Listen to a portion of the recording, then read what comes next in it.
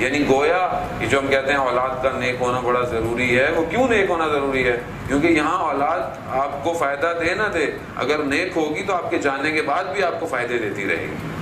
حتیٰ ایک بچہ قرآن کی تلاوت کر دے، آپ کا پوتا قرآن پڑھنا شروع کر دے، اس کا بھی اجر آباء و اجداد کی روحوں پر پہنچ رہا ہوتا ہے، اس لیے باقیات الصالحات کہا جاتا ہے۔ تو بہرحال کوشش کریں کہ ہم اپنی اولاد کی ایسی پرورش کریں۔ اچھا، پرورش جب ہوگی جب میرا اپنا عمل اپنے والد کے ساتھ اچھا ہوگا۔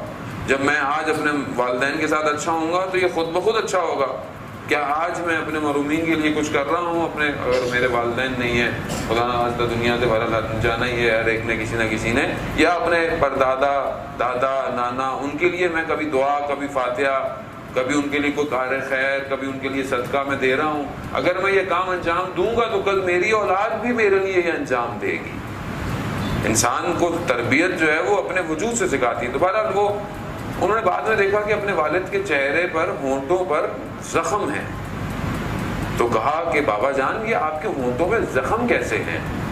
تو انہوں نے کہا کہ بیٹا میں آپ کی ماں جو والدہ ہیں ان کو سخت لفظوں سے پکارتا تھا، وہ جو سخت لفظ ان کو برے لگتے تھے، الفاظ انسان اپنی زندگی میں استعمال کرتا ہے، وہ ان کو برے لگتے تھے لیکن وہ کہتی کچھ نہیں تھی۔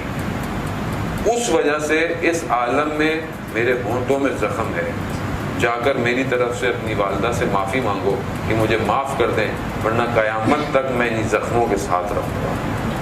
عزیزان محترم، یہاں کا جو زخم ہوتا ہے نا وہ ٹھیک ہو جاتا ہے، کچھ دن لگتے ہیں، آپ ڈاکٹر کو دکھاتے ہیں، آپ دوائی لیتے ہیں، آپ اس عالم میں کوئی دوائی میڈیکل نہیں ہے، اس عالم میں کوئی اور ہی میڈیکیشن ہے، وہ بھی اگر اس دنیا سے پہنچی تو پہنچی، کیونکہ اہل بیت نے واضح کہا ہے کہ عالم برزخ کہ تم خود ذمہ دار ہو، قیامت میں شافی محشر ہیں، شفاعت کریں گے۔ انسان جو ہے وہ خدا نخواستہ بہت ہی گناہ گار ہوا تو کچھ عرصے تک وہ جہنم میں، اچھا ہمارے لیے کہنا بڑا آسان ہے، کوئی مسئلہ نہیں ہے، مسئلہ نہیں ہے، جہاں تو ایک جھونکا برداشت نہیں کر سکتا آدمی، دنیا کی آتش برداشت نہیں ہوتی آدمی سے، قیامت کی آتش کہاں برداشت کرے گا آدمی؟ وہ آتش یہ والی آتش نہیں ہے، وہ آتش بھیانک ہے، اس کا رنگ بھی سیاہ ہے، وہ یہ والی ہے بھی نہیں ہے۔ آپ خود تصور کریں نا، انسان ایک بند کمرے کے اندر ہو، کوئی روشنی نہ ہو، کچھ بھی نہ ہو، کتنی دیر انسان رہے گا؟ انسان بڑے بڑے ہم نے اولیاء خدا کو دیکھا کہ باقاعدہ قبر کھود کر قبر میں رات گزارتے تھے تاکہ اس تنہائی کو محسوس کریں۔ یہاں پہ تو سب کچھ آپ کو مل رہا ہے، نظر آ رہا ہے۔ مولا متقیان حضرت علی ابن ابی طالب مولا متقیان فرماتے ہیں کہ کچھ چیزیں انسان کے ساتھ ہیں، دوست ہیں، کچھ چیزیں انسان تو زندگی میں بناتا ہے، وہ کیا ہیں؟ کچھ چیزیں جو دوستی نبھاتی ہے وہ کہاں تک ہوتی ہے؟ کہ جب تک آپ زندہ ہو، وہ چیز آپ کے ساتھ تب تک ہے۔ گائے دنیا، مال، یہ سب کچھ یہ جب تک آپ ہیں آپ کے ساتھ ہے، آپ چلے گئے ختم۔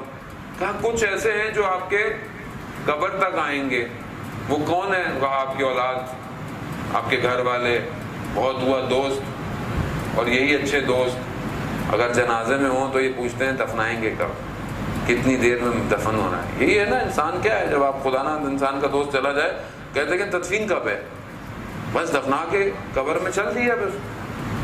مگر مولا فرماتے ہیں کہ کچھ چیزیں ایسی ہیں جو انسان کے ساتھ رہیں گی قیامت تک، اور وہ کیا ہے؟ یا وہ اچھا عمل ہو یا برا عمل، یہ دو چیزیں قیامت تک انسان کے ساتھ ہیں۔ اب میں کیا لے کے جا رہا ہوں یہ میرے اوپر ہے۔ قبر سب کی اپنی اپنی ہے عزیزان محترم، میں آپ کی قبر میں، آپ میری قبر میں نہیں آئیں گے۔ آپ یہ نہیں کہیں کہ برابر والی قبر بھری ہے تو میری قبر میں روشنی نہیں، ہر کوئی اپنی قبر کی روشنی خود لے